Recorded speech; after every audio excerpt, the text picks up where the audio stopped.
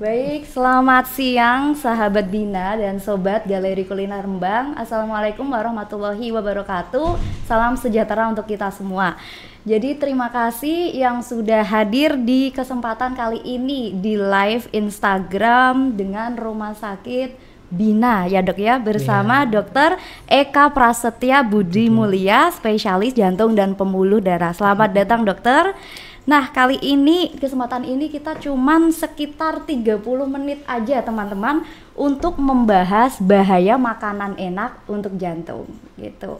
Silakan teman-teman yang baru hadir bisa langsung hadir di sini, kita simak live-nya yang akan dibahas berbagai informasi menarik, tips-tips kesehatan yang akan membahas kesehatan yang tadi, makanan enak, bahayanya atau apa untuk jantung. Nanti teman-teman juga bisa tanya jawab secara langsung ya dengan Dokter Eka Prasetya, begitu dokter. Iya. Ya. Dokter, apakah mau dimulai sekarang tentang informasi bahaya makanan enak untuk jantung? Karena biasanya generasi sekarang itu mayoritas suka makanan enak-enak, lifestyle-nya, dan mungkin belum tahu itu bagus untuk jantung atau tidak. Ya saya sendiri yang biasanya masih sering makan gorengan atau apa dan lain-lain, biar nanti kita tahu sebenarnya makanan yang enak itu, yang berbahaya itu seperti apa, kemudian makanan yang buruk untuk jantung, baik untuk jantung gitu. Kami persilakan Dokter Eka untuk memberi informasinya. Iya, topik kali ini sebenarnya penting banget ya, karena ya seperti yang dibilang tadi ya, bahwa sekarang kan makin banyak ya jenis-jenis makanan, makin lama makin banyak jenis-jenis makanan, setiap hari juga muncul tempat-tempat makan yang baru jenisnya betul, juga beraneka macam gitu. Nah yang jadi pertanyaan adalah gimana sih kita menyikapi munculnya makanan-makanan itu ya, terutama kalau dalam kesempatan kali ini bagaimana dari sisi kesehatan jantung dari makanan-makanan ya tersebut tadi ya. Apalagi ya di depan saya ini kan udah expert sekali ya masalah kuliner terutama di Galeri Kuliner Rembang Galeri Kuliner Rembang ya, terutama di Rembang ini apa yang baru dan apa yang terkenal kan, makanan di Rembang kan semuanya juga dok, dirangkum betul. Sama Galeri Kuliner Rembang betul bermacam-macam itu dok makanannya. Jadi untuk teman-teman ya, terutama di Instagram ya, followernya Galeri Kuliner Rembang dan Bina jangan sampai ketinggalan. Ini hari ini kita akan membahas masalah pentingnya makanan-makanan yang enak ya. Betul, enak dalam tanda kutip ya dok ya. Untuk kesehatan jantung. Betul. Boleh ya, bisa kita Oke, baik. Mulai aja ya. Iya, saya mulai ya dokter ya. Jadi biar gak ketinggalan poin-poinnya teman-teman, ini udah aku rangkum biar nanti sobat GKR sama sahabat Bina itu dapat info yang benar-benar bermanfaat dan gak ada ketinggalan. Nah dokter, makanan yang enak ya, tapi yang berbahaya itu seperti apa ya dok ya? Iya. Sebenarnya ini agak susah ya untuk mendefinisikan makanan yang enak ya, karena kalau saya pribadi sih tipe-tipe yang suka makan ya, jadi makanan itu banyak kan cuma ada enak sama enak banget gitu. Iya betul. Ya. Dan tadi yang dibilang ya makin banyak jenis-jenis makanan itu, dan gimana kita menyikapinya, terutama yang berbahaya untuk jantung. Jantung. Ya jadi kita perlu istilahnya mempreteli satu persatu ya, bahwa jenis-jenis makanan itu kita harus lihat dari kandungan atau komposisinya ya.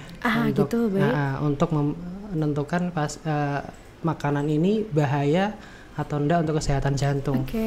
Yang pertama pastinya kalau kita bicara untuk fokus ke jantung, yang sering untuk pasien-pasien jantung ya, itu makanan yang tinggi natrium atau garam ya. Garam baik. Sodium, natrium, sodium atau nama lainnya NaCl. Terus yang kedua makanan yang berlemak baik. Berlemak, banyak kandungan lemaknya, minyaknya gitu. Lalu yang ketiga juga makanan-makanan yang manis ya, jadi makanan-makanan yang banyak kandungan gulanya gitu. Berarti manis itu juga bahaya buat jantung ya dok? Gak cuma yang berlemak aja? Benar juga. Baik. Saya jadi kira tadi yang kan berlemak aja berlemak jantung. Udah asin tadi yang pertama ya, asin tuh bahaya banget sebenarnya untuk jantung ya. Karena sebenarnya kan kita ada takarannya untuk ini kandungan garam gitu. Kandungan garam itu kalau di Kementerian Kesehatan itu menyarankan kita itu tidak boleh konsumsi garam lebih dari 1 sendok teh per hari sebenarnya untuk semua makanan yang kita konsumsi ya. Nah, ini sebenarnya bisa dikira-kira kalau yang bisa masak ya. Kira-kira kalau masak porsi sendiri gitu, bisa nggak kira-kira 1 hari itu dengan 3 kali makan dan mungkin ada 2 kali snack gitu ya. 1 sendok teh garam itu kira-kira bisa apa enggak gitu ya. Kalau saya pribadi memang nggak terlalu bisa masak ya, jadi kayaknya kok cuman kalau saya baca-baca itu kalau di resep-resep atau apa itu kan kayaknya agak susah ya kalau saya pikir nih barusan iya dok, soalnya hampir setiap hari saya masak. Ini aku barusan mikir takaran garamnya, apalagi kalau misal kayak ngungkep gitu loh, kayak ayam ungkep atau apa itu garamnya lumayan banyak gitu dok. Itu yang bisa dikonsumsi kita, garamnya harus 1 sendok teh, karena kalau kita makan tinggi garam ya, nanti kan efeknya ke pertama bisa meningkatkan tekanan darah tinggi ya, yang akibatnya akan menyebabkan gangguan kepada pembuluh darah itu tadi, menyebabkan beban jantung akan semakin meningkat ya untuk melawan tekanan darah yang tinggi tadi. Ini lama-lama nih jantung bisa semakin lama semakin tebal, makin bengkak, makin bengkak. Nah, kalau dibiarkan bisa lemah juga. Nah, makanan yang bergaram ini juga bisa makin banyak ya menyerap air atau menahan air. Nah, kalau pasien-pasien yang sudah punya penyakit jantung, terutama yang jantung lemah misalnya itu ya, itu kalau kebanyakan garam sama kebanyakan airnya itu akan jelek untuk pasien ya, karena dia akan menyebabkan pasiennya ini sesak, bengkak dan sesak gitu ya. Nah, kalau makanan yang berlemak yang kedua tadi ya, karena kenapa kok nggak boleh ya, kenapa kok berbahaya itu? Karena banyak pasien-pasien jantung ini jenisnya ya, memang banyak penyakit-penyakit jantung. Salah satunya jenis penyakit jantung itu yang penyumbatan ya, jadi penyakit jantung koroner. Ya, baik. Nah, itu disebabkan oleh pembuntuan saluran pembuluh darah koroner. Jadi saluran koroner itu saluran pembuluh darah yang memberi makan jantung. Baik. Nah, jadi kalau itu yang mengalami penyumbatan, kesumbat gitu, itu akan jelek untuk fungsi jantungnya. Lama-lama jantungnya bisa lemah juga, bisa bengkak juga pada akhirnya nanti. Nah, bisa kesumbat kenapa? Karena ada penumpukan lemak di situ. Baik. Nah, makanya kalau makanan-makanan yang berlemak kita konsumsi banyak ya, nanti bisa menyumbat pembuluh darah itu. Ya. Baik. Nah, ya tadi ya kalau yang ketiga tadi kenapa makanan manis juga ya? Ya. Betul, yang itu dokter. Yang lanjut ya, kenapa makanan manis tadi? Iya. Bisa ini apa? Berbahaya untuk jantung ya, terutama ya. Bingung koneksinya dok. Nah, itu yang pertama jelas ya, makanan manis ini kalau kita tumpuk terus itu, makanan manis kan akan menyebabkan gangguan insulin atau gangguan pengaturan gula darah. Karena kalau kita makan manis ya, itu akan menyebabkan pelepasan hormon insulin untuk menurunkan kadar gula darah. Tapi kalau kita makannya terlalu banyak, itu nanti insulinnya itu nggak mampu itu nanti untuk menurunkan kadar gula darah tadi. Susah untuk menurunkan kadar gula darahnya itu tadi. Baik. Nah, lama kelamaan gangguan ini ya, resistensi insulin ini akan menyebabkan penyakit yang namanya diabetes mellitus. Dan diabetes ini ya salah satu faktor risiko utama ya selama ini pasien-pasien jantung, terutama yang penyumbatan jantung itu ya, jantung lemah karena penyumbatan jantung itu salah satu faktor risiko utamanya karena diabetes itu tadi, karena gangguan gula darah itu tadi, itu menyebabkan pembuluh darah di jantung tadi, yang jantung koroner tadi itu lapisannya itu mengalami gangguan. Jadi dia kalau gampangannya kalau ada kolesterol lewat, makanan yang mengandung kolesterol lewat gitu ya, itu gampang nempel di situ, gampang menumpuk, gampang menyumbat gitu. Kalau punya penyakit diabetes itu tadi. Baik, nah, terus selanjutnya juga kalau kita makan makanan manis terus ya, kalau nggak kepake kan disimpan ya, disimpan. Jadi kelebihannya disimpan sebagai cadangan lemak. Ya. Nah, lemak kalau menumpuk banyak kan akan menyebabkan obesitas ya. Ya, obesitas, entah itu obesitasnya gemuk seluruh badan atau hanya gemuk yang di perut aja ya. Itu saya itu dokter, apa kebanyakan makan kali ya dokter. Ya. Saya itu dokter. Ini sering nih biasanya nih ya, karena penumpukan lemaknya terutama kalau di laki-laki, misal bapak-bapak gitu ya seringnya ya. Apalagi kalau udah bapak-bapak gitu ya dimasakin. Iya. Tapi kalau perempuan ya dok, misal kayak saya itu kok penumpukan lemaknya lebih banyak di perut ya dok ya. Itu gara-gara lemaknya atau Sebenarnya kalau ini secara teori ya, penumpukan lemak kalau di laki-laki itu memang terutama pertama kali biasanya numpuknya di perut dulu. Oh, gitu. Makanya kan kadang-kadang kita lihat ya, nggak kadang sih, kadang sering ya. Iya. Mungkin ya, mohon maaf bapak-bapak Kebanyakan gitu, ya, betul ya. Kebanyakan mungkin badannya sih masih biasa ya, tapi betul. perutnya buncit gitu ya. Jadi dia Okay. obesitas atau kegemukan di perut saja gitu. Okay. Itu bisa seperti itu. Nah, tapi kalau perempuan biasanya sih dia cukup jarang sebenarnya untuk menumpuk di perut. Jadi biasanya lebih numpuknya di kalau nggak di pinggang ya, di paha, di pantat gitu. Penumpukannya lebih di situ. Nah, secara teori itu sebenarnya lebih membahayakan kalau penumpakannya di perut.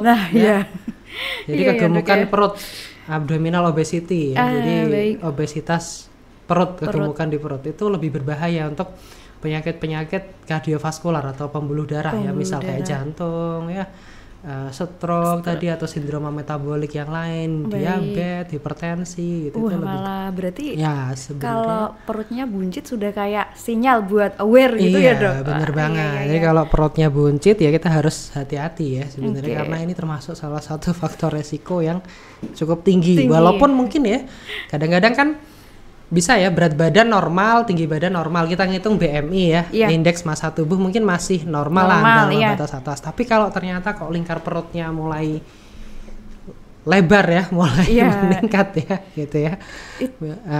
Misalnya kalau yang laki-laki lebih dari 90 gitu ya, itu sudah harus mulai hati-hati bahwa mungkinan dia bisa terkena penyakit-penyakit metabolik itu tadi. Metabolik berarti laki-laki itu kalau lingkar perutnya 90 ke atas. Kalau perempuan dokter?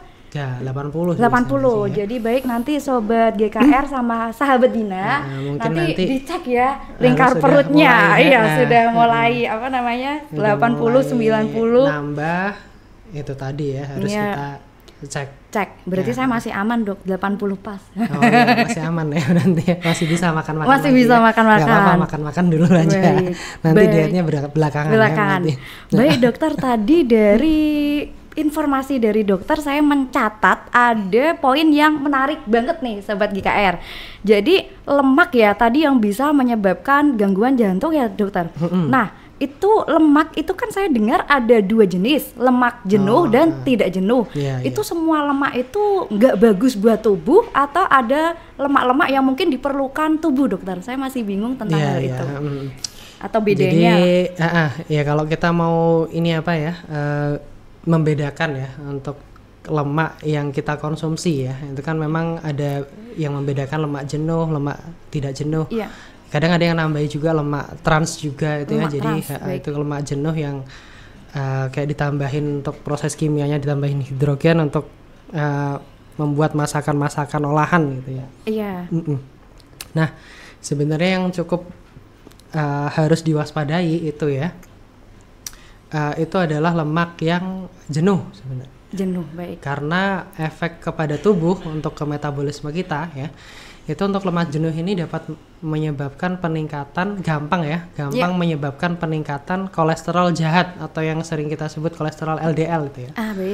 Low density lipoprotein kolesterol. Itu gampang sekali naik ya, meningkat karena konsumsi lemak jenuh yang berlebih.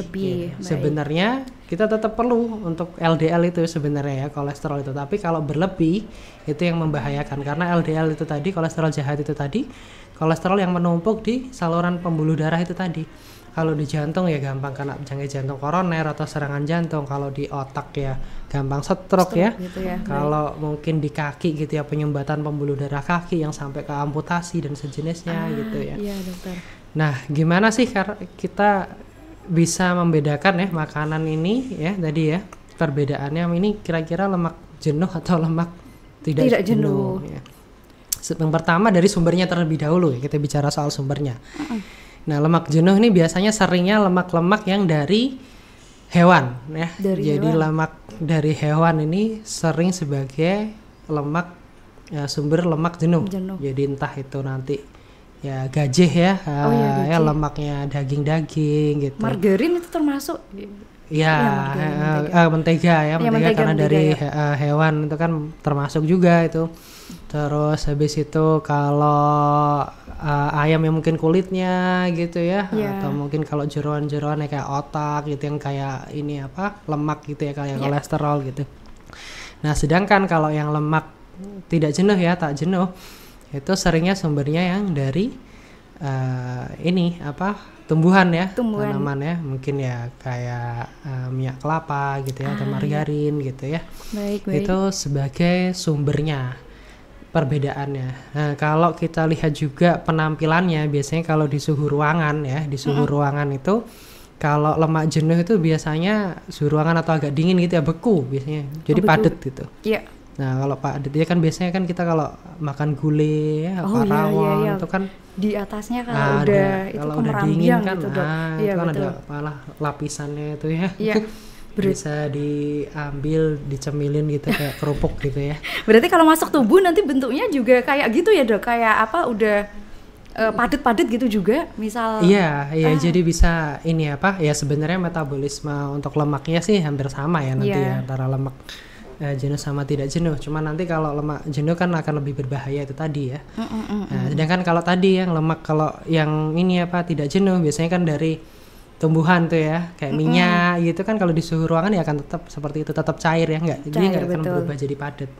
Cara gampangnya membedainnya seperti itu. Terus juga kalau kita misal kayak beli ini ya, makanan-makanan kemasan gitu kan sering itu yang kalau mau lihat komposisinya di belakang atau kandungan gizinya ya.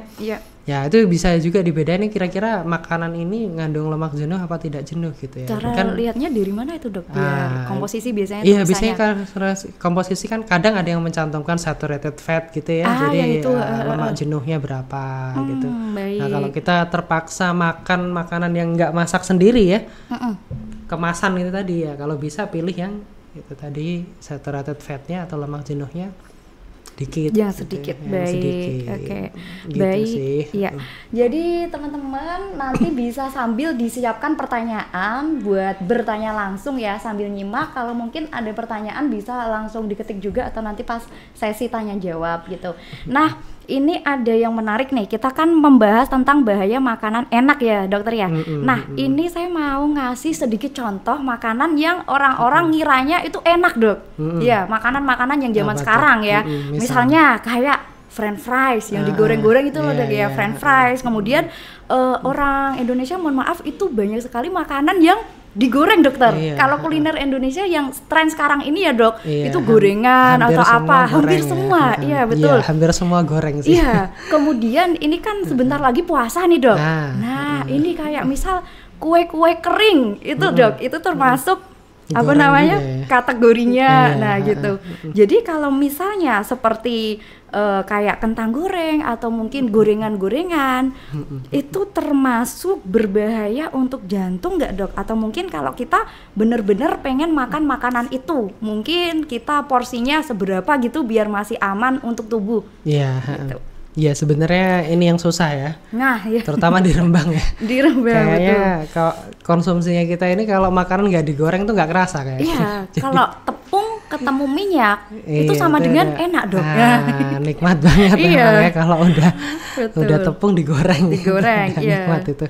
Nah ini yang susah ya. Ini kan tergantung kultur masing-masing daerah. Baik. Ya. Terutama di Rembang ya. Dan saya pribadi ya kayaknya kalau makanan nggak digoreng itu ya enak ya sebenarnya ya. Nah kalau kita bicara soal goreng kan kita pasti pakai ini ya, entah pakai minyak mentega mungkin atau margarin gitu ya. Itu kan yang membahayakan kan sebenarnya ya itunya proses penggorengannya itu ya.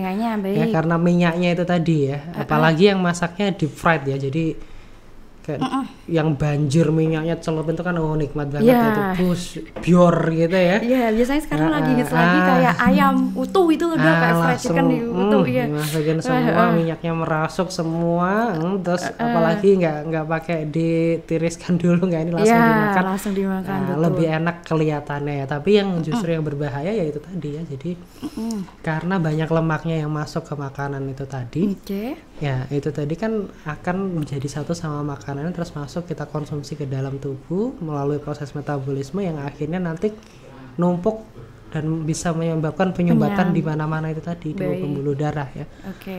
Nah, itu yang berbahaya. Yang berbahaya Jadi, itu ya dok ya. nah kalau bisa sih kita menghindari gorengan ya sebenarnya ya. Iya. Kalau bisa kita menghindari gorengan. Gorengan iya. Tapi Cuman kalau kayaknya susah mentok ya. nggak bisa dok. Ya, Itu nggak masalah ya. nah. Misalnya makan tapi porsinya dibatasin atau gimana itu, soalnya mungkin banyak sekali yang apa ya belum tahu kalau makanan yang mungkin berlemak atau apa itu asal wah enak oke lah kita Ya. makan. Nah, kalau mau ikut ke pedoman lagi ya, kita kembali ke Kemenkes ya. Iya. Panduannya Kemenkes itu sebenarnya konsumsi lemak ya, minyak lah ya. Kita ini apa samakan dengan minyak gitu, misal minyak goreng gitu. Dalam satu hari itu tidak boleh konsumsinya lebih dari 5 sendok makan. Oh baik. Ya, kalau bisa tidak boleh lebih dari itu. Nah, ini gimana nih caranya? Minyak cuman 5 sendok makan buat makan kita sehari, buat masak menu yang beraneka macam itu harus cukup. Susah dok. Nah. Saya masak tiap hari kayaknya bayangin susah. Iya, Di air fryer dok. Nah, salah satunya mungkin Air ya. fryer, ya. Iya, terlepas dari ini ya kontroversi air fryer Ya, yang mungkin ke betul. depannya kita kan belum tahu belum safety-nya tahu. atau apa gitu. Entah mungkin ada yang bilang nanti juga ganggu metabolisme ke depannya atau apa. Cuman ya mungkin kalau sekarang kita ini apa terpaksa karena jelas lemak atau minyak ini kan lebih berbahaya ya untuk saat Iya. ini ya. Terus kalau kita misal susah banget hindari gorengan ya mungkin alternatifnya kita pakai air fryer itu Air mungkin ya. fryer baik. Nggak usah pakai minyak tapi rasanya tetap kayak digoreng, ya. Iya. Ya, kalau Oke. saya pribadi juga kadang-kadang sih masih pakai air fryer tapi kadang-kadang juga tetap yang gorengan lebih ini ya rasanya. Iya, ya. betul. Ya, Kemudian dokter, apa yang terjadi jika misal kita sering makan atau minum makanan-makanan yang kategorinya nggak sehat gitu dok? Kalau kita sering lah setiap hari mungkin ya, nggak tahu generasi-generasi mungkin milenial atau Gen Z asal makan misalnya. Itu nanti yang terjadi di tubuh apa ya dok? Misal efeknya ke depannya atau Iya. gimana? Ya sebenarnya kalau kita bicara masalah makanan nggak sehat kan kita udah ini ya bagi-bagi tadi ya. Iya, Mungkin udah yang tinggi dibagi. natrium. Betul. Yang tinggi natrium terutama efeknya ke biasanya penyakit kardiovaskular atau penyembuluh darah dan Iya. jantung ya.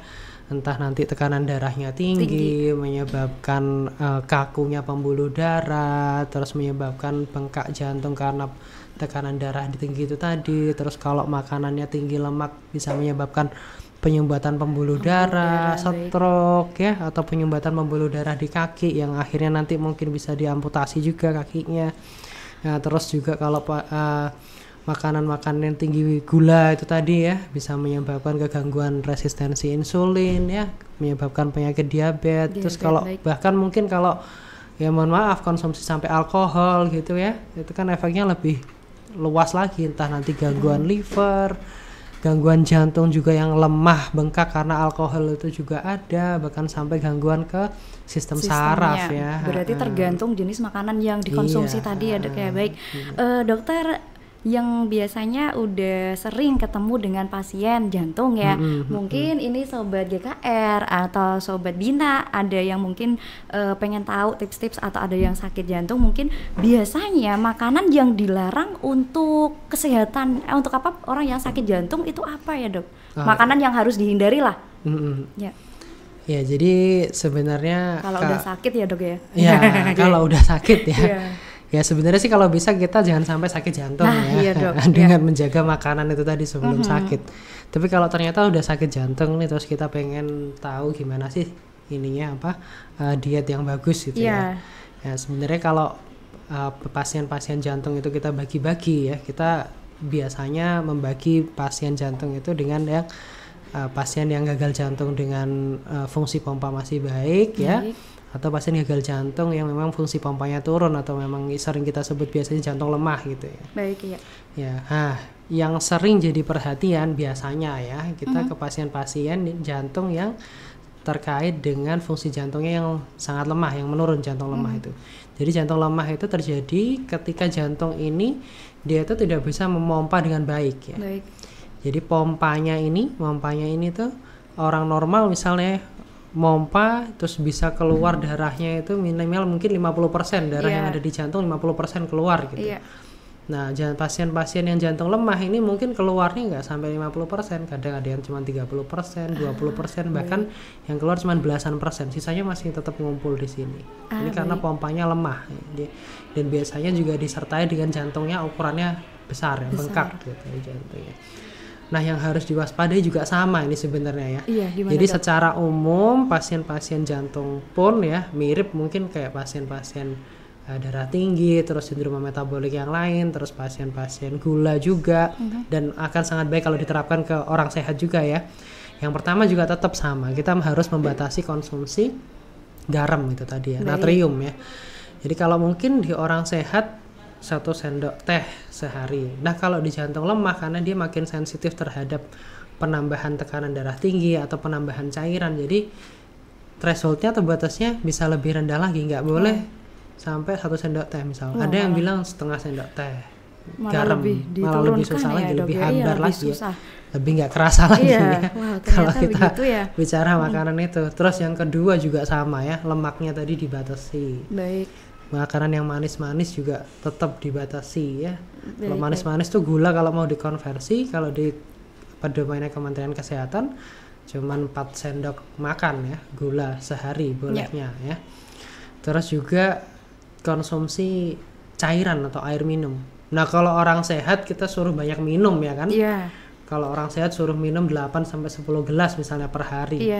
Nah kalau sudah sakit ke jantung lemah kita batasi, nggak boleh. Malah gitu. Dibatasi ya dok dibatasi. Ya jadi nggak boleh kita makan kita minum ya cairan, minum air banyak-banyak untuk pasien-pasien penderita jantung lemah. Karena ketika kita minum air banyak ini kan darahnya juga akan ikut jadi banyak ya volumenya. Nah sedangkan jantungnya ini udah nggak kuat mompa ini. Kalau dikasih beban yang banyak ya makin nggak kuat lagi. Mau mompanya makin susah ya. Makin susah, baik. Oke, baik dokter. Sepertinya kita coba cek-cek mungkin kalau ada pertanyaan masuk dari Sobat Bina atau Sobat Galeri Kuliner. Apakah sudah ada pertanyaan yang masuk? Oh udah ada ya. Baik. Mas bisa minta tolong dibesarkan screen-nya. Iya. Baik. Ini pertanyaan masuk dari Kak Heru, kemudian ada Kak SMV dan lain-lain. Baik dokter, kita coba di pertanyaan nomor 1.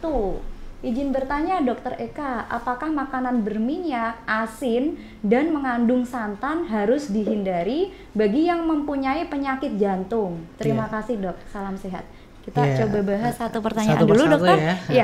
Ya jadi sebenarnya kalau kita mau benar-benar menghindari sepertinya hampir nggak mungkin ya. Karena makanan kita sehari-hari kan tetap perlu digoreng juga ada, perlu garam juga ya. Kadang juga pengen santan. Betul. Ya. Cuman yang perlu dijadikan patokan ya dan perlu digarisbawahi bahwa kalau kita sudah terkena penyakit jantung ya, terutama yang jantung lemah tadi, itu kadarnya memang harus lebih rendah dari rekomendasi yang umum ya. Baik. Jadi kalau makanan minyaknya orang normal itu nggak boleh 5 sendok makan tadi ya per hari. Ya kalau dari pasien-pasien jantung, apalagi kalau pasiennya karena penyumbatan ya harus dikurangi lagi ya. Mungkin bisa 4 sendok makan, 3 sendok makan, dan tergantung kadar dari kolesterolnya, terutama kadar kolesterol jahat itu kan bisa dicek ya. LDL kolesterol itu kan bisa dicek. Kalau udah ada penyumbatan tuh biasanya kita targetnya kurang dari 50, kurang dari sama dengan 50 kolesterolnya yang jahat itu. Nah itu disesuaikan juga. Kok kalau kita sudah memakan dengan porsi segini kok masih kurang ya, masih kurang turun, obat-obatan juga mungkin udah maksimal gitu ya, mungkin pola makannya harus diturunkan lagi kadar minyaknya. Terus jadi asinnya juga sama tadi ya, nggak sampai 1 sendok teh. Ya santan ini kan hampir sama ya kayak minyak, jadi satu karena efeknya ke lemak minyaknya itu, jadi kita tetap harus mengurangi itu tadi. Jadi kalau mau benar-benar jadikan patokan ya, mungkin kalau pengen gitu ya penderita penyakit jantung atau jantung lemah yang disebabkan penyumbatan, mungkin kok kalau pengen santan ya atau gorengan itu ya kira-kira 1 minggu itu nggak lebih dari 1 porsi biasanya. Kadang-kadang kita seminggu makan mungkin yang santan sekali lah gitu dah dalam 1 minggu gitu, amannya sih seperti itu. Terus gorengannya juga kalau bisa yang jelas ya kita goreng sendiri tadi ya, kalau nggak bisa mungkin pakai air fryer atau mungkin ya minyaknya mungkin diganti ya kayak kan ada kayak minyak zaitun ya. Oh gitu ya dokter. Entah minyak alpukat gitu ya, entah rasanya seperti apa, nggak pernah coba sendiri ya kalau diganti. Apakah tempe mendoan kalau dipakein minyak zaitun akan sama. Cuman itu bisa jadi salah satu alternatif ya untuk mengurangi konsumsi minyak itu tadi. Kalau dihindari tadi pertanyaannya mungkin bisa lebih dikurangi gitu ya dok. Kalau dihindari 100%. Kalau dihindari 100% ya sebenarnya kalau bisa sih bagus banget ya. Cuman kan hampir mustahil ya. Tersiksa kan, nanti ya dok. Malah penyakit jantungnya mungkin membaik tapi dia stres ya. Iya nanti malah susah. Nah jadi kalau misal pengen santan gitu ya seminggu sekali misalnya. Baik, oke. Gitu ya. Oke, baik, sudah terjawab ya kak ya. Nanti kita lanjut lagi. Kita coba apa saja, ini pertanyaan dari Kak Al RY. Apa saja tips menjalankan puasa bagi pasien jantung agar lancar puasanya dok? Makanan apa yang sebaiknya dihindari buat pasien jantung ini dok? Iya. Silakan. Ini untuk pasien-pasien jantung ya. Yang pertama sih sebelum masalah makanan, obatnya terlebih dahulu ya. Jadi walaupun puasa, obat pasien jantung itu tetap harus diminum ya. Jadi untuk pasien-pasien jantung nih yang lagi nonton ya, kalau ada obat yang misalnya diminum siang hari, kan lagi puasa gitu ya itu minum aja waktu buka puasa. Kalau minum pagi mungkin mundur ke sahur. Nah kalau ada jadwal minum obat sore atau malam, mungkin habis tarawih, habis tadarusan sebelum tidur diminum. Gitu. Jadi tetap terminum semua. Jadi nggak ada alasan puasa skip obat yang siang hari. Itu obat dulu yang pertama tuh. Terus yang kedua untuk jenis makanannya ya, sebenarnya secara umum ya tetap sama ya. Tetap kalau bisa ya batasi sesuai jumlah yang tadi itu ya. Kalau mau minyak juga nggak boleh dari 5 sendok, gula juga 4 sendok makan tadi, garam 1 sendok. Itu untuk masaknya. Terus juga tips yang selanjutnya ketika buka puasa ya, biasanya kan banyak yang kalap. Nah ini dok. Nah banyak yang kalap nih. Kalau bisa, karena kan kita udah puasa seharian tuh, defisit udah membakar lemak dan protein untuk cadangan makanannya, dan kadar hormon insulin ditekan banget. Kalau bisa waktu buka puasa ini jangan langsung makan makanan yang manis-manis ya. Jangan mengandung yang manis atau mengandung yang karbohidrat. Yang indeks glisemiknya atau indeks gulanya tinggi ini sebenarnya nggak hanya untuk pasien jantung sih ya, ini untuk semua sebenarnya, berlaku untuk semua. Karena kalau kita langsung makan makanan yang manis ya, terus makanan yang indeks glisemiknya tinggi, nanti ketika kita makan kadar hormon insulin yang tugasnya nurunin itu dia langsung naik tinggi itu, naik tinggi untuk menurunkan kadar gula yang langsung tinggi tadi. Karena kan kita habis makan mungkin kan kira-kira 15 menit 30 menit itu kan gula udah mulai naik tuh, langsung diturunin, akhirnya kita habis itu lapar lagi tuh, akhirnya makan lagi, akhirnya kalorinya yang masuk lebih banyak, minyaknya yang masuk lebih banyak, garamnya lebih banyak lagi gitu.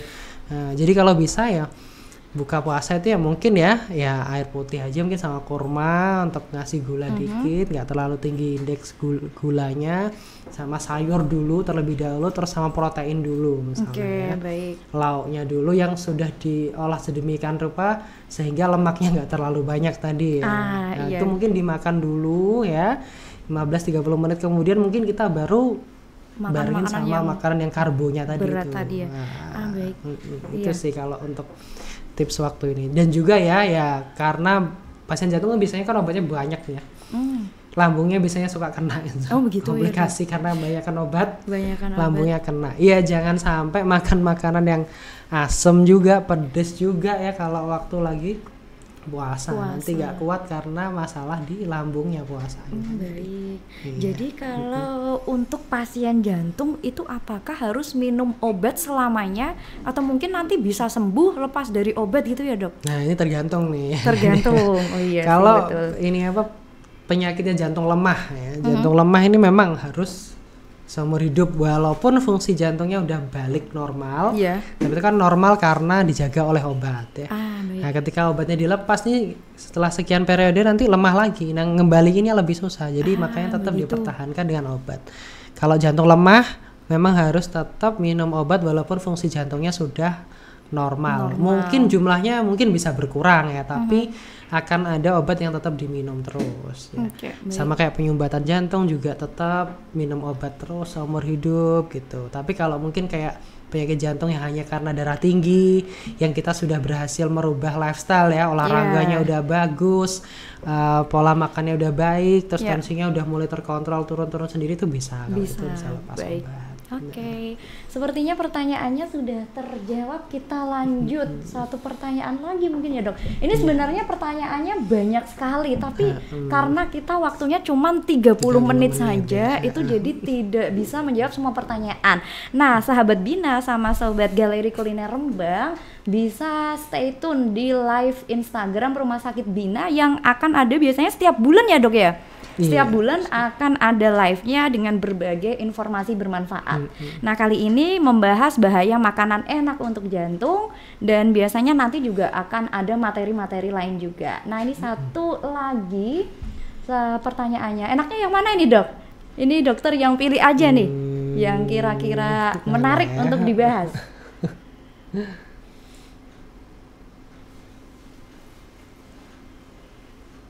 Mungkin ada olahraga juga tuh. Nah, ya yang paling bawah ya. Yang paling bawah. Oke. Bisa minta tolong di itu ya, olahraga dan makanan apa yang paling tepat untuk menjaga kesehatan jantung ya. Kalau makanan kita sudah bahas tadi ya, mulai dari jenisnya ya. Sama kalau ini kita bicara soal pembagian porsi sebenarnya ya. Jadi kalau kita makan tuh sebenarnya kita harus lauknya seberapa sih, terus ininya seberapa ya. Jadi kalau kita ikut panduannya Kemenkes tuh gampangnya satu piring itu, satu piring kita bagi 4 gitu ya. Gitu, baik. Jadi bagi 4 ya. Sebenarnya nggak bagi 4 juga sih, sebenarnya kan pembagiannya kayak sepertiga itu, tapi mungkin lebih susah ya. Jadi gampangnya kita bagi 4 aja.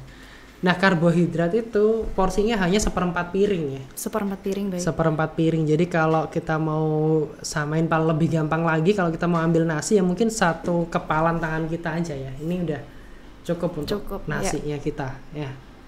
Terus untuk 1/4-nya lagi tuh lauk-lauk tadi ya, yang tetap kita jaga lemaknya tadi, minyaknya nggak terlalu banyak. Nah, untuk yang setengahnya ya itu buah sama sayuran. Buah sama sayur, baik. Nah, kalau sayurannya sih mungkin ya 2 kepalan ini, atau kalau mangkok yang sedang itu ya satu mangkok tuh sayur gitu ya. Terus buah-buahnya ya porsinya yang sedang, misal kayak pisang yang standar itu ya 1, kayak potongan buah papaya itu mungkin ya yang sedang-sedang tuh 2 gitu ya. Itu kan udah cukup 1 porsi ya. Itu kalau kita bisa menjaga seperti itu sih ya insya Allah akan bagus ya. Itu untuk pola makanan yang tepat untuk menjaga kesehatan jantung itu. Dan untuk jenisnya sih sebenarnya tetap ya harus bervariasi ya. Nggak ada satu makanan yang dia paling jelek gitu, nggak ada gitu.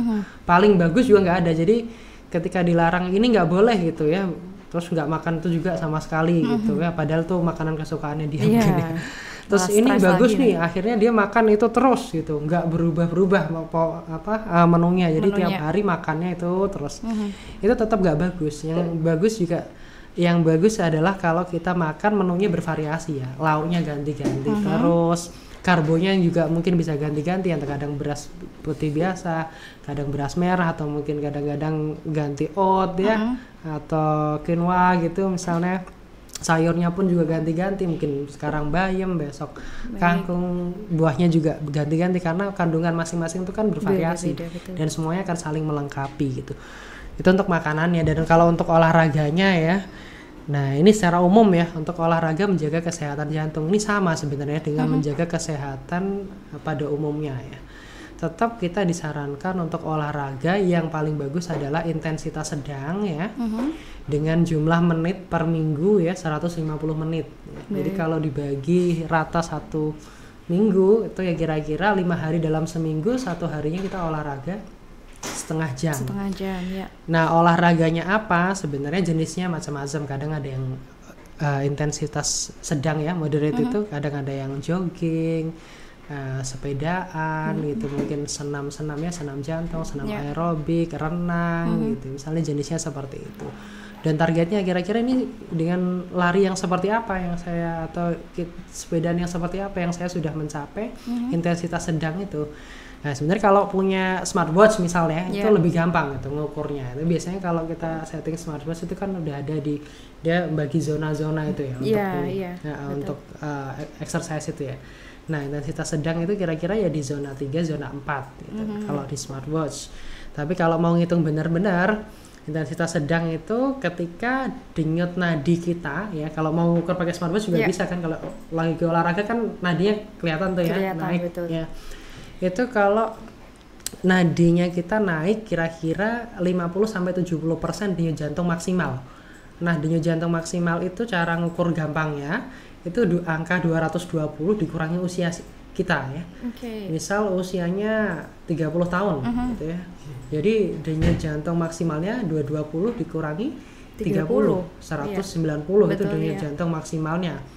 Nah, targetnya berapa itu? Kalau intensitas sedang minimal 50% dari 190 tadi. 50%-nya berapa? 95 ya. Iya, betul, 95. Nah, sampai 70% dari 990 tadi ya. Kira-kira ya berapa itu? 130-an kali ya. Iya, sekitar itu, Dok. Ya, sekitar segitu. Kalau bisa sih mencapai itu. Itu dipertahankan selama 30 menit sehari itu.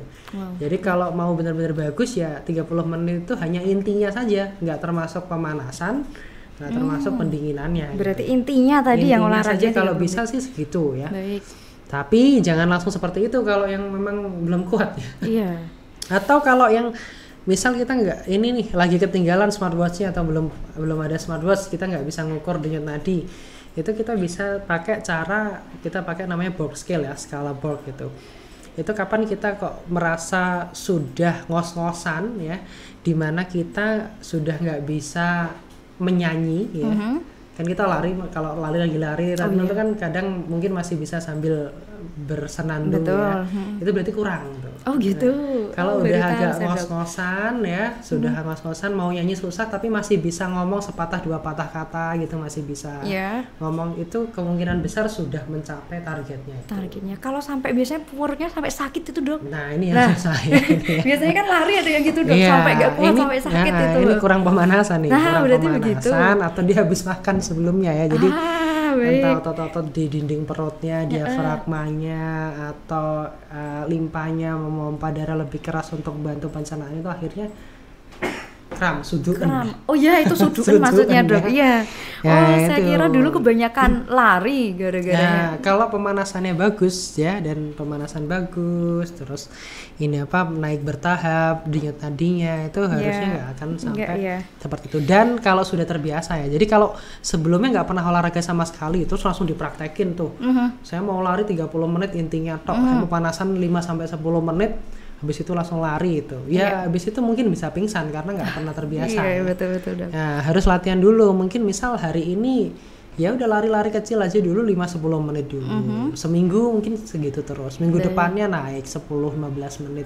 Minggu depannya mungkin naik lagi sampai tercapai target itu tadi. Baik. Gitu. Oke, baik dokter, untuk olahraga misalnya nih, Dok, lari, jalan kaki yang biasa sama jalan cepat, itu yang paling bagus mana untuk kesehatan jantung, Dok?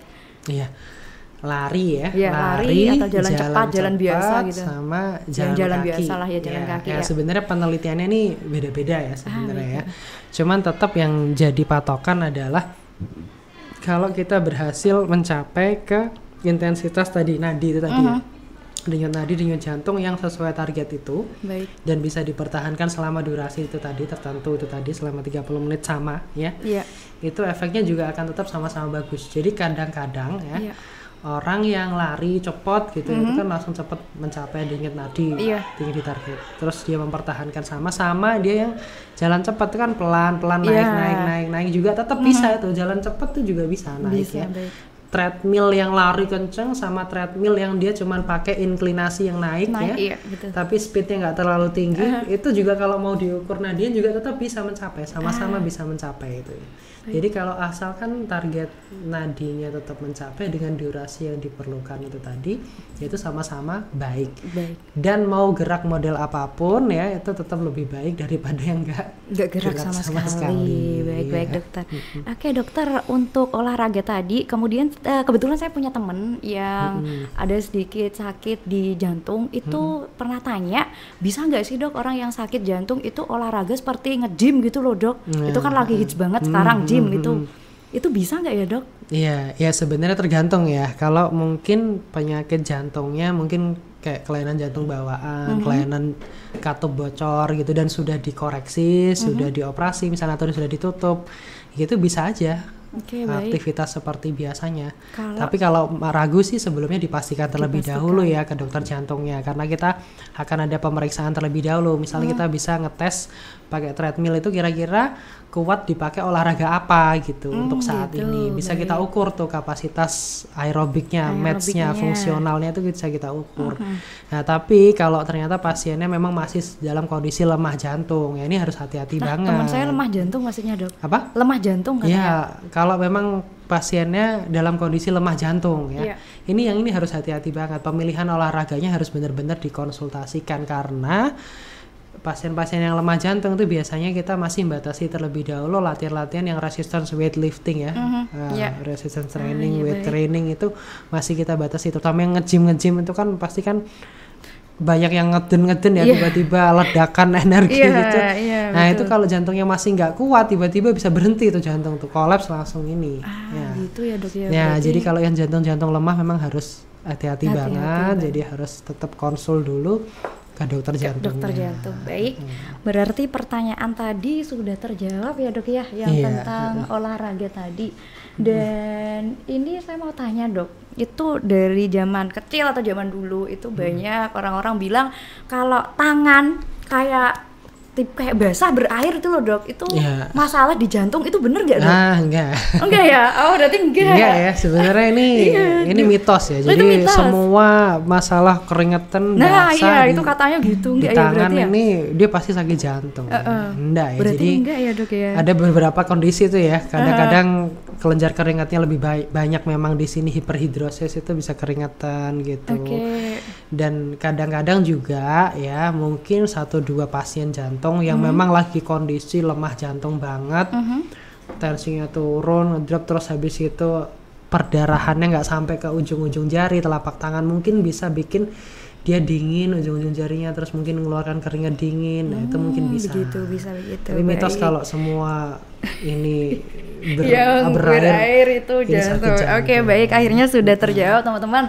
Kali aja ada yang pernah tahu mitos itu, jadi sudah terjawab oleh Dokter Eka, spesialis jantung dan pembuluh darah. Oke, baik, 3 pertanyaan sudah terjawab. Ini waktunya masih berapa lama? Masih 2 jam bro.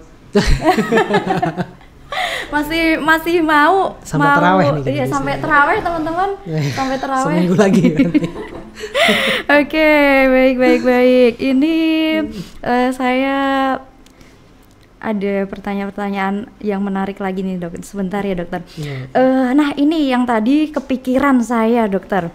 Bagaimana sih cara mengecek kesehatan jantung? Maksudnya biar tahu, oh ini saya jantungnya bagus atau apa gitu, biar tahu, kita aware gitu loh. Ya gitu, gimana ya dokter ya? Ya sebenarnya sih awal mungkin berangkat dari gejala terlebih dahulu ya, keluhan ya. Mungkin kayak keluhan yang bisa kita arahkan ke penyakit jantung, misalnya kayak nyeri dada ya, sesak, kerasa nggak nyaman di dada, nggak harus nyeri, pokoknya nggak nyaman aja sih gitu, berat gitu dok. Ya nggak sesak juga dok, tapi kayak nggak enak gitu.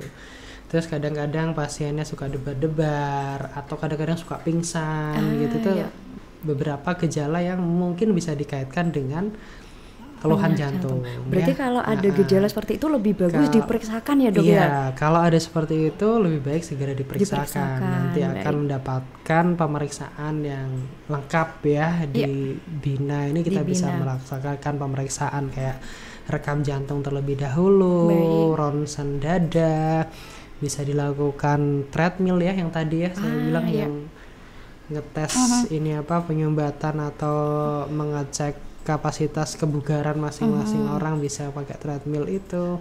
Terus bisa dilakukan USG jantung juga ya, ekokardiografi itu bisa kalau memang punya keluhan seperti itu.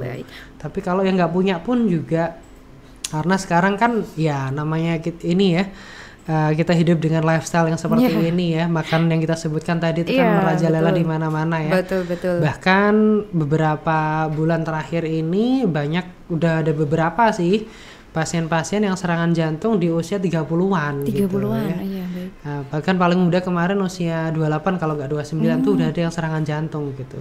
Jadi kalau dulu kita nyuruh orang untuk check up gitu ya, untuk kontrol itu misalnya usia udah mulai lansia gitu Iya, ya. biasanya Mungkin dulu 40 gitu, 50 Dok. tahun Iya. baru check up lah gitu. Iya. Tapi sekarang nggak bisa karena lifestyle kita udah berubah, makanan yang kita temui sehari-hari juga sudah berubah. ya, Dok, ya, baik. Dan makin kesini juga makin banyak orang-orang yang sakit itu tadi Iya, jantung ya terutama ya, saya jantung bilang terutama. jantung dengan usia-usia yang lebih muda lagi itu mungkin ya kita mungkin bisa mulai check up mulai usia 20 tahunan misalnya. 20 tahunan. 20-30 tahun udah mungkin mulai check up. Kalau mau check up rutin biasa ya mungkin cek tensi aja sih, tensi, gula darah, kolesterol itu ya. Baik. Mungkin sepaket asam urat. Tapi kalau kok mungkin ada keturunan jantung ya atau mungkin Parno sendiri ya, Ya, monggo nggak apa-apa, Aku itu bisa check biasanya. up jantung, ambil paket check up jantung yang lengkap sekalian misalnya. Nah, nanti kan Berarti bisa menyingkap tabir-tabir yang tadi ya, Dok, ini ya. ya, Berarti dikhawatirkan tadi gitu. untuk mengecek kesehatan jantung itu di Rumah Sakit Bina itu sudah ada alat-alatnya ya, Dok, Iya, ya, buat memastikan ini bener, sobat di kita, Galeri Kuliner dan Bina. Jadi alat-alatnya udah lengkap. Di Bina ini kita udah cukup lengkap ya, kita bisa ngecek, kita punya rekam jantung, EKG, bahkan kalau ada gangguan irama jantung, debar-debar, nggak nyaman, nggak jelas, kita punya Holter ya, EKG yang bisa kita pasang terus selama berhari-hari gitu, merekam EKG selama berhari-hari, rekam jantung selama beberapa hari. Terus juga kita punya treadmill tadi itu ya, untuk udah lengkap ngecek banget misalnya ya, Dok, ya. penyumbatan pembuluh darah. Atau penasaran aja sih, saya ini sebenarnya aman gak sih, Dok, untuk olahraga futsal misalnya, untuk olahraga basket gitu, saya sepedaan sering kecepatan 20 km per jam tuh aman gak sih buat saya sebenarnya? Itu bisa dicek juga, kita Bisa pastikan dicek. kapasitas fungsionalnya, kebugarannya. Terus juga kalau dulu saya pernah dikatakan misal sakit jantung bengkak atau orang tua, Dok, punya sakit jantung bengkak, nah saya punya nggak, kita bisa lakukan pemeriksaan misalnya dengan ekokardiografi atau USG jantung, dan semua itu sudah ada di rumah sakit Bina. Wow. Jadi sudah cukup lengkap kita Lengkap untuk sekali. pemeriksaan, masuk sampai nanti kalau ada kelainan kita sudah bisa melakukan. Baik, terapi. dicatat ya teman-teman ya. Ini sudah lengkap banget di Rumah Sakit Bina. Dan kemudian untuk Dokter Eka biasanya prakteknya tuh setiap hari apa, jam berapa gitu, biar nanti sobat Galeri Kuliner dan Bina tahu nih. Nah, kalau yang pengen periksa ya, entah Iya. ada keluhan atau mungkin penasaran aja, pengen ngecek kebugarannya gimana, kesehatan jantungnya gimana, ini bisa datang ke Poli Jantung Rumah Sakit Bina Bakti Husada ya. Iya. Kalau saya pribadi prakteknya di Rumah Sakit Bina ini setiap hari Senin sampai setiap hari Selasa sampai hari Jumat jam 1 siang ya, sampai jam 3 sore. Baik, dicatat ya teman-teman ya. Jadi setiap hari Selasa sampai Jumat jam 1 siang sampai jam 3 sore begitu. Kemudian ada apa lagi nih, Dokter, yang menarik lagi untuk dibahas? Tadi kita sudah membahas makanan yang enak berbahaya itu apa? Lemak jenuh, kemudian lemak tidak jenuh, kemudian makanan atau pantangan untuk kesehatan jantung, sama olahraganya juga. Nah, itu sudah lengkap sekali. Dan Dokter, ini sebentar lagi kan puasa ya. Adakah ide menu makanan sehat untuk sehari-hari atau misalnya berbuka atau pas sahur gitu yang bagus sekali untuk jantung? Iya. Iya. Ini Atau sih. biasanya kadang itu saya pernah dengar kayak gini, makanan-makanan yang bagus untuk jantung, mungkin sayuran apa atau apa gitu, ada rekomendasinya nggak, Dok? Atau sebenarnya semua sama ya? Iya. Iya, sebenarnya sih ini ya, tadi seperti yang sudah saya bilang di awal bahwa kalau bisa sih sebenarnya nggak ada benar-benar makanan yang ini bagus banget untuk jantung, jadi harus dimakan terus gitu, atau yang jelek nggak boleh sama sekali gitu ya. Sebenarnya kita nggak bisa benar-benar patokan ini plus banget nih minus banget gitu, nggak bisa sih sebenarnya kalau kita bicara seperti itu. Cuman kalau mau ini benar-benar mungkin bikin menu ya kita harus ini ya, mungkin makan berat dulu kali ya. Misalnya makan berat dulu, kan kita mungkin terbiasa pakai karbonya nasi putih tuh. Iya. mungkin tuh bisa mulai diganti sesekali, kita mungkin makan pakai nasi merah gitu, atau ganti oat gitu ya, atau ya apa yang ada gitu ya, quinoa atau apa gitu ya, untuk ganti karbonya gitu, itu dari karbonya. Terus untuk lauk-lauknya yang jelas tadi ya, tetap untuk lauknya lemaknya tetap dibatasi, tapi tetap masih boleh ya kalau kita mau makan daging misalnya.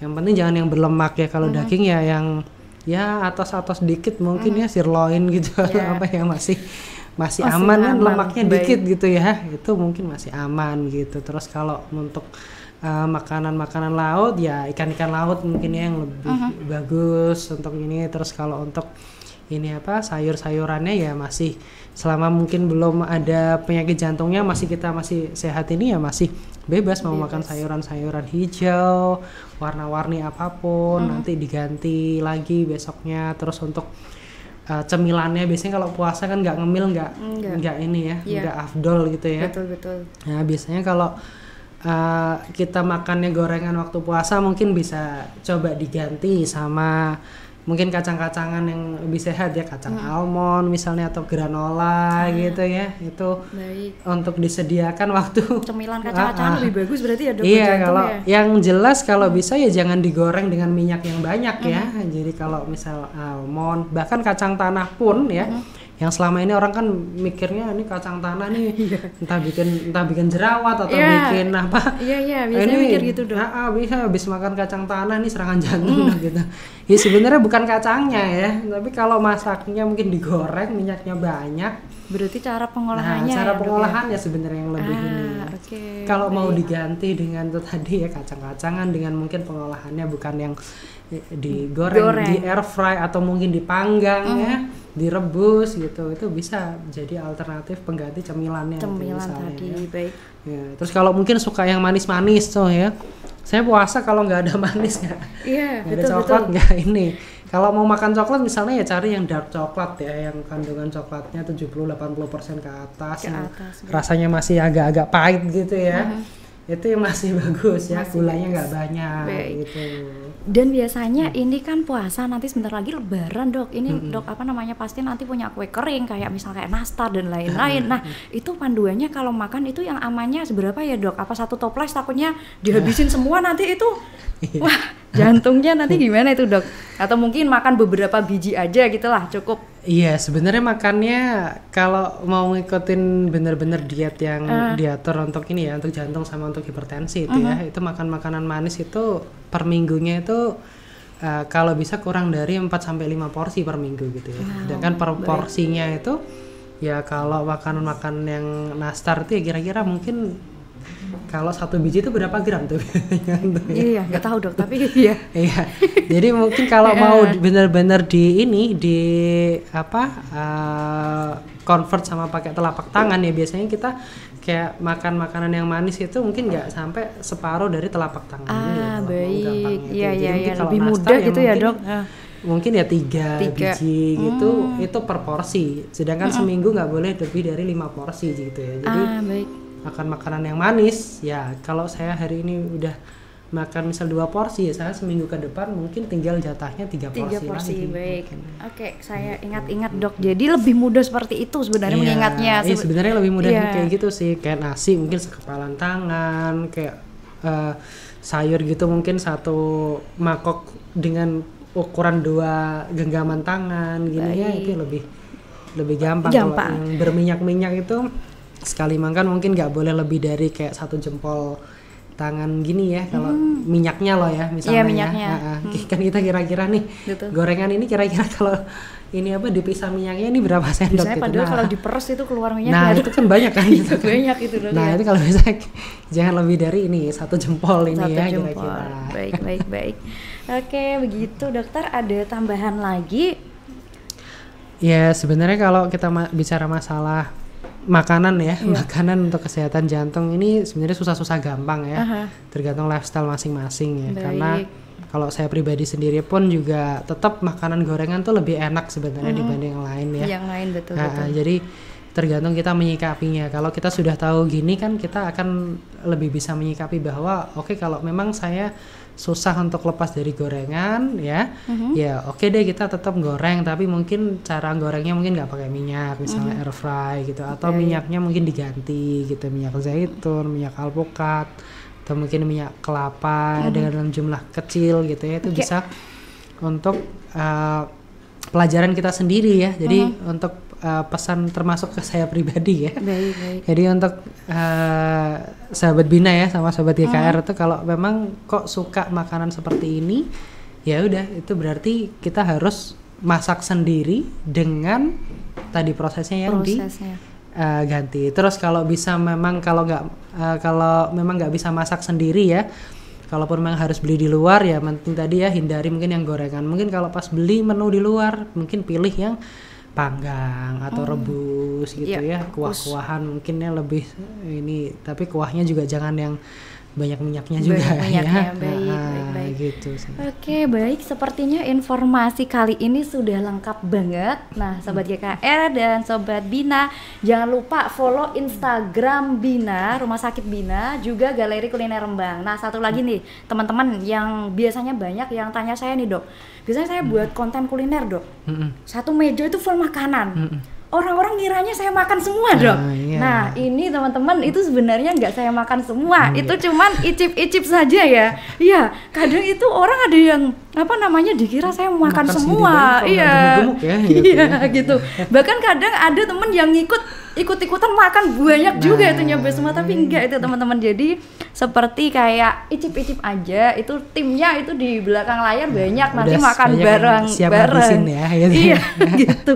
Jadi kadang banyak yang begitu, dikira beneran makan banyak. Dan biasanya habis makan gitu langsung olahraga ya. Iya, saya termasuk olahraga jalan kaki sama biasanya ke gym, Dok. Nah, itu ya, jangan cuman dilihat yang makannya aja, makan porsi banyak, diikutin porsi banyak itu nggak gemuk-gemuk kok, sehat-sehat aja gitu.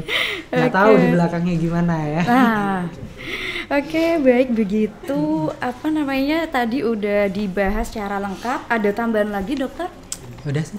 Ya, sepertinya udah ya. Baik teman-teman, saya rangkum tadi kita sudah bersama Dr. Eka Prasetya Budi Mulia ya, spesialis jantung dan pembuluh darah yang telah membahas bahaya makanan enak untuk jantung. Nah, jadi pasti teman-teman sudah tahu ya tadi yang ikut dari awal sampai akhir cara membedakan makanan yang baik sama yang nggak baik untuk tubuh itu bagaimana, sudah dibahas dengan detail sekali. Andai kata teman-teman nanti ada pertanyaan atau mungkin mau konsultasi tentang kesehatan jantung, langsung aja datang ke Rumah Sakit Bina ya teman-teman ya. Bisa ketemu dokter spesialis jantung atau bisa juga yang ketemu Dokter Eka ya, Dokter Eka. Tadi sudah disebutkan hari prakteknya Selasa sampai Jumat jam 1 sampai jam 3 sore. Nggak usah takut teman-teman misalnya mau konsultasi atau mau periksa ke dokter gitu, karena biasanya itu kadang takut, Dok, kalau mau periksa nanti takutnya kita sakit apa gitu, tapi sebenarnya lebih bagus semua ya. Tapi kan bagusnya tahu lebih awal. Iya, sebenarnya gitu ya, Dok, sebelum muncul gejala malah lebih baik. Bisa diintervensi terlebih dahulu. Baik, berarti begitu teman-teman. Jadi kalau misal teman-teman ada kayak gejala apa atau merasa apa, kalau misal mau ketemu dokter itu nggak usah takut. Itu saya banget itu teman-teman sebenarnya.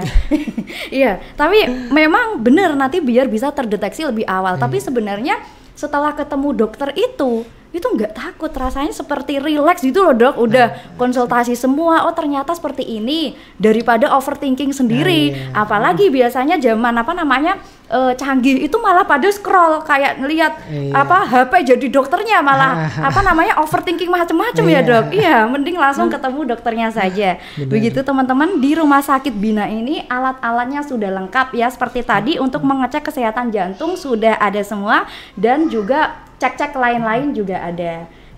Sekian ya untuk live pada sore hari ini. Dokter, ada tambahan yang mau disampaikan? Cukup sih. Cukup ya? Baik, terima kasih teman-teman semua. Sampai jumpa di live selanjutnya.